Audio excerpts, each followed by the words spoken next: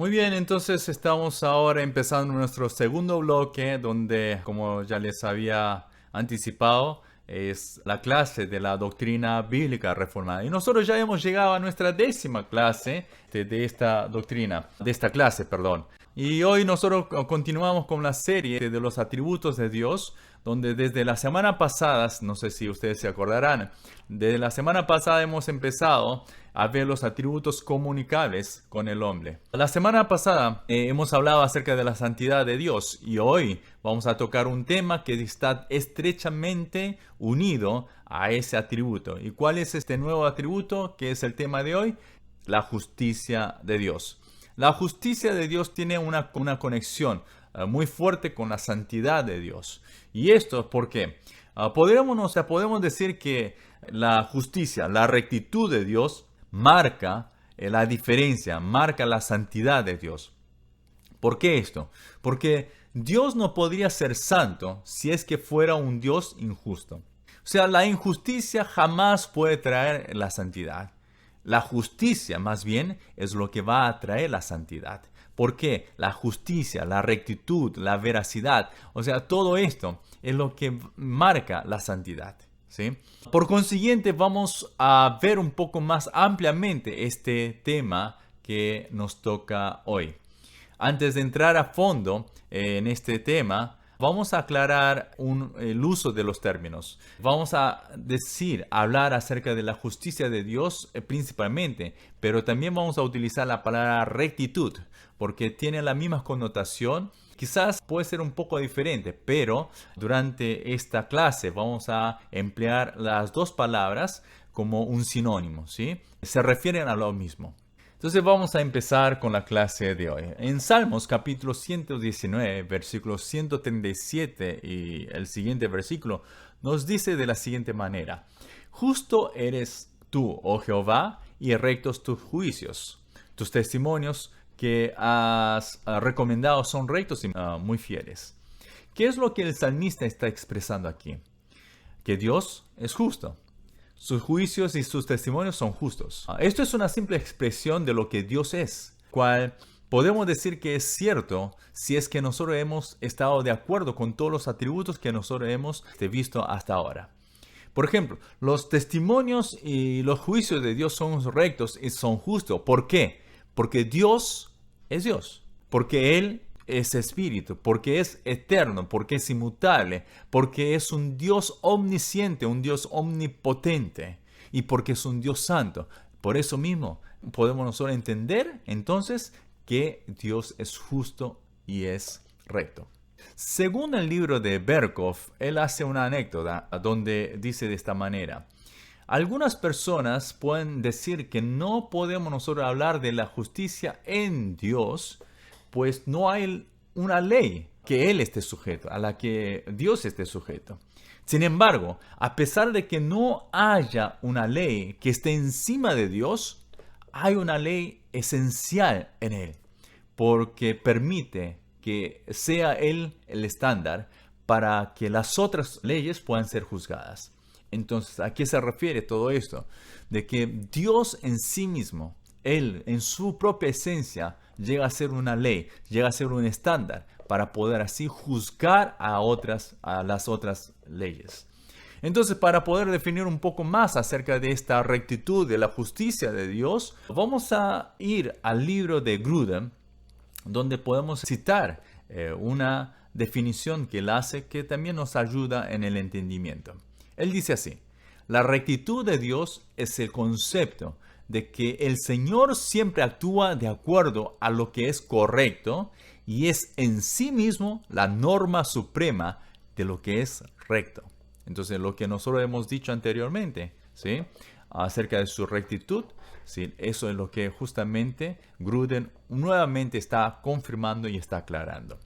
Sabiendo entonces que Dios es justo y recto, es una cualidad tan grande para que Él sea el gran juez.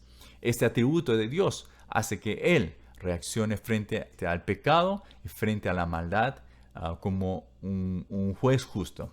Por eso, Él siempre va a actuar de una manera justa y recta. Por eso es que nosotros los llamamos como juez justo. En Salmos capítulo 7, versículo 11, nos está diciendo así: Dios es juez justo y Dios está airado contra el impío todos los días. Y Salmos 9:8 también nos dice: Él juzgará al mundo con justicia y a los pueblos con rectitud.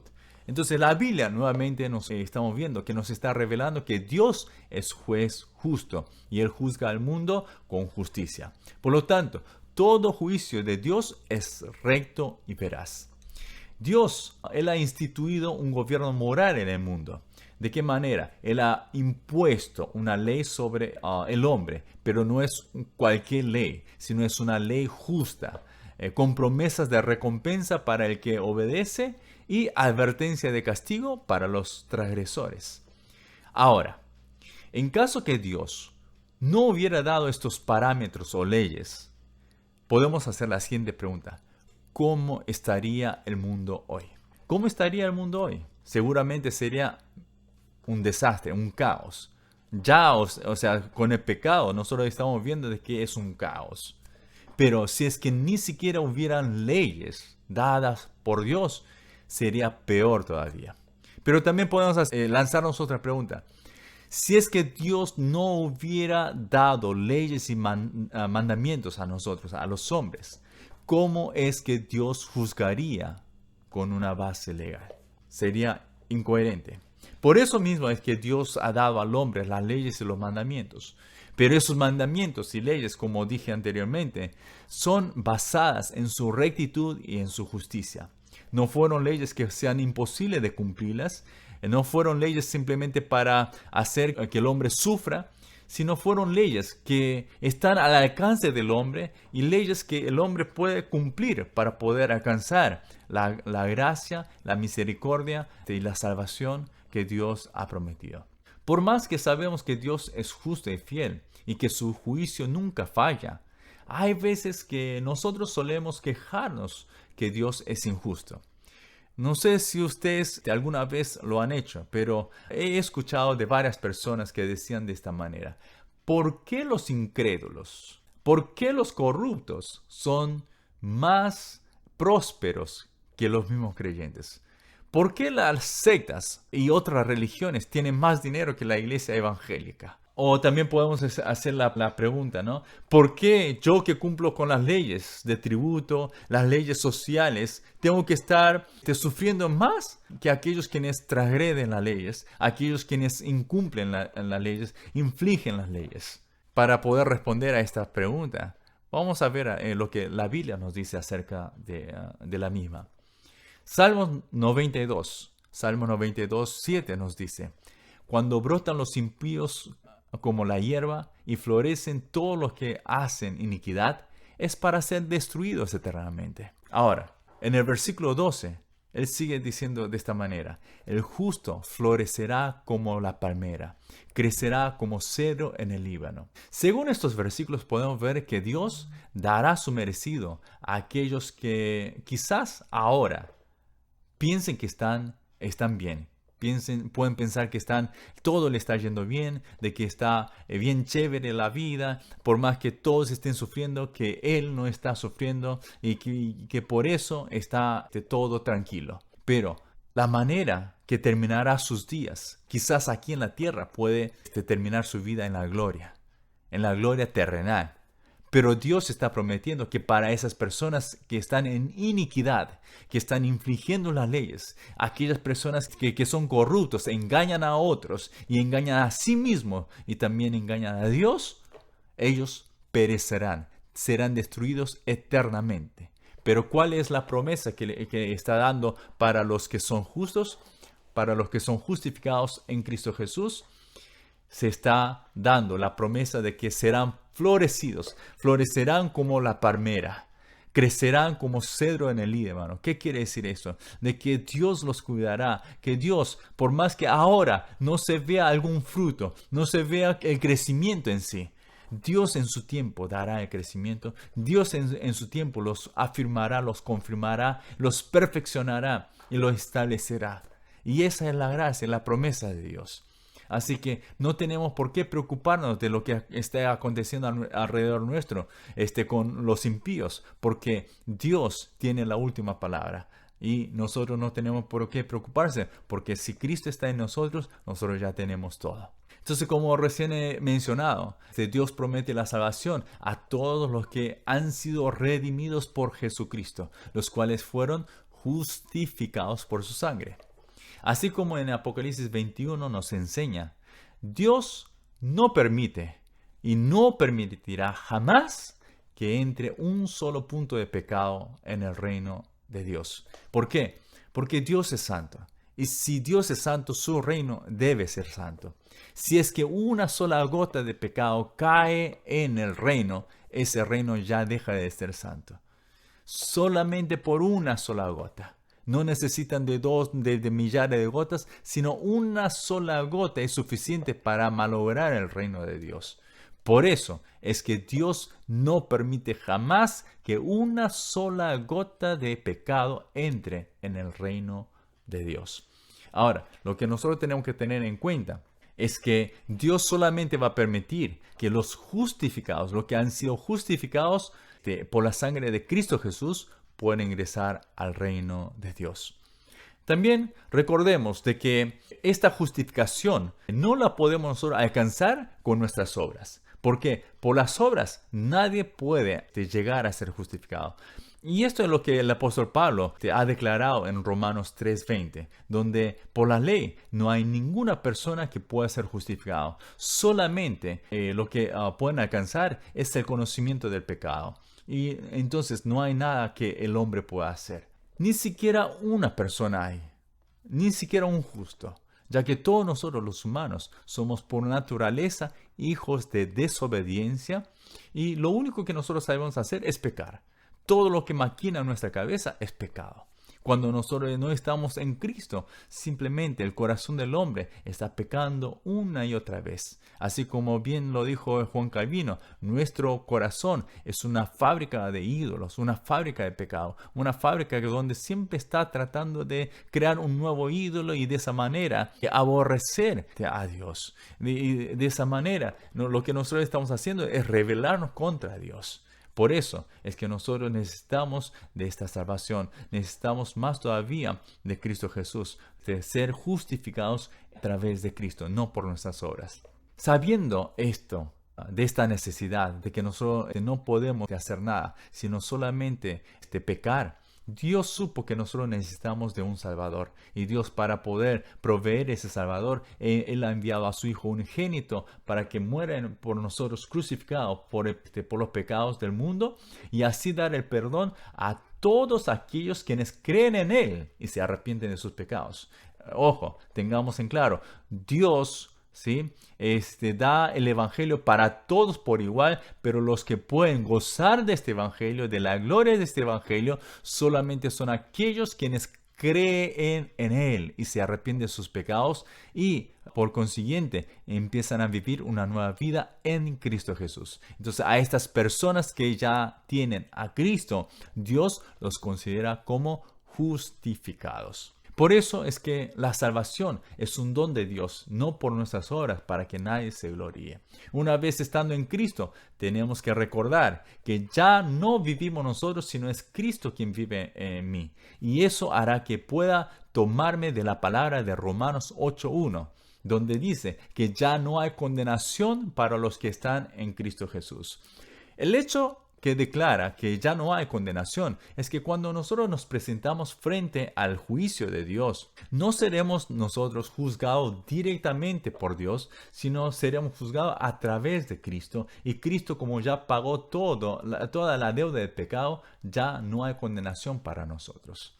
Ahora, tengamos precaución en esto. No malinterpretemos esta parte. Muchas personas piensan de que como al creer nosotros ya tenemos la salvación y somos justificados, entonces nosotros podemos seguir viviendo de la manera que nosotros queremos con total libertad porque ya somos justificados y ya tenemos la salvación. No, la Biblia no nos enseña de esa manera. La Biblia no nos enseña de volver otra vez a vivir de la manera que nuestro viejo hombre vivía, sino el viejo hombre tiene que ser crucificado con Cristo Jesús y nosotros tenemos que vivir una nueva vida. Entonces la Biblia nos dice de esa manera en 2 Corintios capítulo 5 versículos 14 y 15. Porque el amor de Cristo nos constriñe pensando esto, que si uno murió por todos, luego todos murieron. Y por todos murió, para que los que viven ya no vivan para sí, sino para aquel que murió y resucitó por ellos. Amén. Así como Dios dijo, sé santos porque yo soy santo. También podemos emplear esta misma expresión cambiando el término de santidad con justicia. Así como yo soy justo, sean ustedes también justos. Si Dios es justo y santo y recto, Él desea que nosotros, siendo sus hijos, también seamos santos, seamos justos y rectos. Si es que nosotros hemos recibido la vida de Jesús, donde nosotros ya no seguimos nuestra vida, la rutina de la vida del viejo hombre, sino empezamos a adoptar una nueva rutina, donde nosotros empezamos esta nueva vida, que es la vida de Jesús, que permanece ahora en mí. ¿Sí? Es Él quien mora en mí y es Él quien tiene que hacer que yo viva. ¿Sí? Él me ayuda, Él me permite a través del Espíritu Santo a poder vivir también en santidad, a poder vivir en justicia y a poder vivir en rectitud. Por eso Él nos está diciendo, mas buscar primeramente su reino y su justicia. Entonces, no es la justicia de este mundo que nosotros debemos buscar, sino es la justicia de Dios, la justicia que proviene de Dios. ¿Y cuál es esa justicia? Es Cristo. Vivir a Cristo, vivir en Cristo, permanecer en Él, es vivir en la justicia de Dios. Entonces nosotros también al finalizar esta carrera podríamos nosotros confesar como el apóstol Pablo. Ha confesado de esta manera en 2 de Timoteo capítulos 4 versículos 7 y 8. Él dice, he peleado la buena batalla, he acabado la carrera, he guardado la fe. Por lo demás, me está guardada la corona de justicia, la cual me dará el Señor, juez justo, en aquel día. Y no solo a mí, sino también a todos los que aman su venida. Si es que nosotros deseamos recibir la corona de justicia, nosotros debemos vivir, ¿cómo? En rectitud, guardando nuestra fe y pelear la buena batalla, manteniéndonos firmes según la palabra de Dios. Entonces espero que nosotros esta semana también podamos vivir de acuerdo a este atributo, pensando en este atributo, meditando en el atributo y poder ver de qué forma nosotros podemos mejorar en esta vida de rectitud y de justicia. ¿Para qué? Para que así nosotros podamos estar reflejando la gloria del Padre. Entonces, nosotros en esta semana, yo deseo de que todos nosotros podamos estar gozándonos de este atributo de Dios, de la justicia de Dios, a través de una vida donde nosotros realmente podamos enderezar nuestras sendas y poder empezar a vivir de acuerdo a su palabra. Antes de terminar con este bloque, quería dar un anuncio a todos ustedes. Nosotros desde ahora deseamos interactuar con ustedes. Bueno, ya desde antes queríamos hacerlo. Sin embargo, ahora oficialmente estamos dando este anuncio y estamos dando la apertura para que ustedes también puedan compartir sus comentarios y puedan también compartir sus preguntas. Donde si ustedes envían sus preguntas, tomaré un tiempo del programa para poder contestar a esas preguntas y poder seguir con nuestro tema. Así que les pido por favor que puedan participar compartiendo preguntas o algún comentario que puedan añadir a todo lo que nosotros hemos visto a través de nuestro Facebook. También pueden escribir a nuestro correo oficial que es tiemporeformado@gmail.com. tiemporeformado@gmail.com.